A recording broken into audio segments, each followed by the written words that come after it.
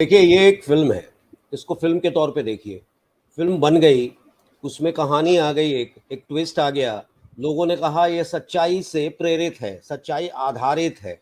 अब कहाँ तक सच्चाई आधारित है, नहीं है, वो लेखक पे डिपेंड करता है। लेखक ने जो देखा, अखबार के कतरनों से जो निकाला, उस पे इन्होंने आधारित करके एक फ़िल्म बनाई। अब ये फ़िल्म बन गई।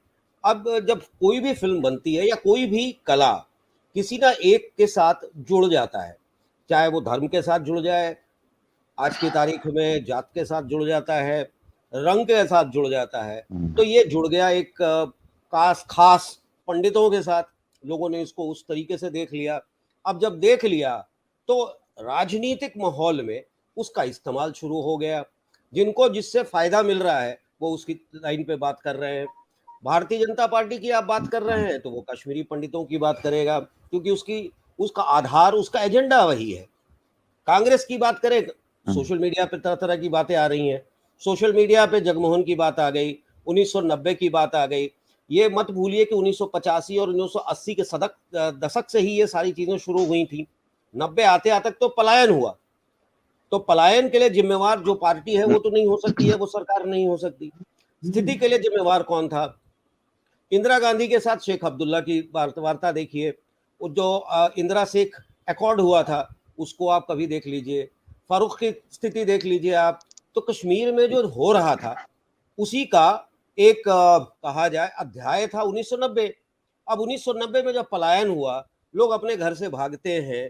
भागते वक्त क्या होता है, कितने लोगों का कत्लेआम होता है, मैसेकर जिसको कहते हैं आप, या जिस तरह से प्रोजेक्शन किया गया है फिल्म में, तो वो एक हार्ट टचिंग तो है। जब भी इस तरह की चीज जो इमोशन के लेवल पे खेली जाएगी, उसका या तो राजनीतिकरण होगा, या फिर उसको एक लेवल तक ले जाकर समाज में दूसरे नजर से उसको पेश किया जाता है। अब सवाल है, यह बिजनेस है। इस पूरे खेल में आप भी यहाँ बैठे हैं, हम भी यहाँ बैठे हैं, हम कश्मीर फाइल पे डिस्कस कर रहे हैं। अब कश्मीर फाइल पे डिस्कस करने का क्या मतलब हुआ? सरकार के साथ कोई मिलने जाता है, प्रधानमंत्री के साथ किसी की मुलाकात होती है, सोशल मीडिया पे उस पे कटाक्ष होता है, हर मीडियम पे, डिफरेंट मीडियम पे तरह तरह की बातें होती हैं। 42 करोड़ का बिजनेस कर लिया अभी तक उसने, 42 करोड़ का बिजनेस कर लिया। अल्टीमेटली किसको फायदा हो रहा है? फिल्म बनाने वाले को, प्रोड्यूसर को, फाइनेंसर को। देखने वाला तो देखकर हॉल के अंदर 3 घंटे बैठता है, निकल के चला आया, बाद में आकर तरह के बात करता है। कमाने वाला कमा रहा है। हम इन अ वे एक प्लेटफॉर्म देते हैं इस तरह के राजनीति को और बढ़ावा देकर, डिस्कशंस करके एक प्लेटफॉर्म देते हैं, पीआर वर्क करवा देते हैं इनडायरेक्टली और डायरेक्टली, किसी फिल्म को एक माध्यम देकर उसको कमाने के लिए। आज की तारीख में अगर पूरे फिल्म में देखा जाए, ना कश्मीरी पंडित को फायदा होगा, ना सरकार को फायदा या लॉस होगा। मेन फायदा अगर किसी को हुआ है, तो वो डायरेक्टर को हुआ है, प्रोड्यूसर को हुआ है, फाइनेंसर को हुआ है, और शायद कल को उसके एक दो एक्टर्स को नेशनल अवार्ड भी मिल जाएगा। इसीलिए फिल्म को फिल्म ही रहने दिया जाए। बातें होंगी, जैसे जैसे आप राजनीति, इलेक्शंस और इस तरह के माहौल में आप घुसिएगा, तो किसी भी चीज को उठाकर खेलने का तो मौका चाहिए। और 5 स्टेट के बाद ये फिल्म आई थी, तो खेल लो इस पे। सही बात है। वो दर्द जो आइए था जी। उनका, वो दर्द तो था ही ना। जब एक जगह छोड़कर, आप अपने घर को छोड़कर पलायन कर जाते हैं, आप अपना घर छोड़ देते हैं, वापस जाने को रास्ता नहीं है, आपको कोई वापस ले जाने वाला नहीं है, रीएस्टैब्लिश करने वाला नहीं है, रिहैबिलिटेट करने वाला कोई नहीं है, दर्द तो रहेगा उस जगह के लिए। उस जगह को तो आप हर वक्त मिस करते हैं जहां आपका जन्म हुआ है, या जिसको कहते हैं नेटिव या एंसेस्ट्रल प्लेस।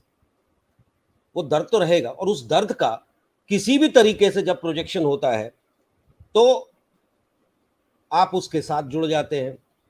अब जब आप जुड़ जाते हैं, तो कुछ ना कुछ लोग जो फायदा लेने वाले हैं, मैं वही कह रहा हूं, फायदा लेने वाले उसका टूल की तरह इस्तेमाल करते हैं। उसको एक टूल की तरह इस्तेमाल करते हैं। जो आज हो रहा है, जिस तरह के नैरेटिव्स आ रहे हैं सोशल मीडिया पे, हो पॉलिटिकल नैरेटिव्स हो, कश्मीरी पंडित के फेवर में हो, कश्मीरी पंडितों के बारे में कहा भी ये जा रहा है, कुछ लोगों तो यहां तक कहते हैं कि पूरी कहानी ही गलत थी, ऐसा हुआ ही नहीं था। पंडितों को खास करके उठाया जा रहा है मामला, सिखों के साथ भी वही हुआ था, पर वो वहीं रह गए, पंडित भाग गए। मेरा कहना है कि हम पंडित, सिख, मुसलमान, मुस्लिम की बात ना करें, जिसके साथ भी होता है, कोई भी आम इंसान के साथ इस तरह की कोई घटना होती है तो वो दुखद है, उस पे हमें चिंतन करना चाहिए, हमें उनका साथ देना चाहिए, ना कि उसको राजनीतिक कलर देना चाहिए। फिल्मों की बात जहां तक आती है, बैन होने का, फिल्मों के थ्रू आप अपनी कहानी रंगने की बात करते हैं, किस्सा कुर्सी का क्या था, बैन था, कब वो रिलीज किया, ताशकंद फाइल्स, उसमें क्या दिखाया गया। देखिए, जो भी जिसके हाथ में सत्ता होगी, उसके पीछे ये फिल्म मेकर, ये निर्माता, ये कलाकार भागेंगे ही भागेंगे, और उनको खुश करने के कोशिश में इस तरह के प्रोजेक्शंस किए जाते हैं।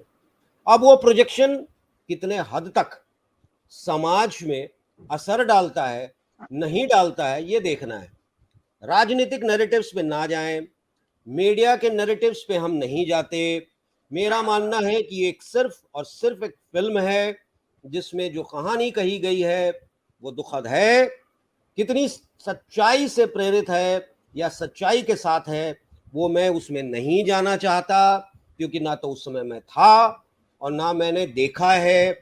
इसीलिए मैं सिर्फ इतना कहूंगा, अखबारों के कतरन पे बेस्ड इस तरह की कहानियों को सिर्फ कहानी तक ही रहने दें, प्लीज। और आप हमसे जुड़े रहने के लिए सब्सक्राइब करें YouTube पर, फॉलो करें Twitter पर और लाइक करें Facebook पर। और ज्यादा जानकारी के लिए आपको टाइप करना होगा सिर्फ न्यूज नशा।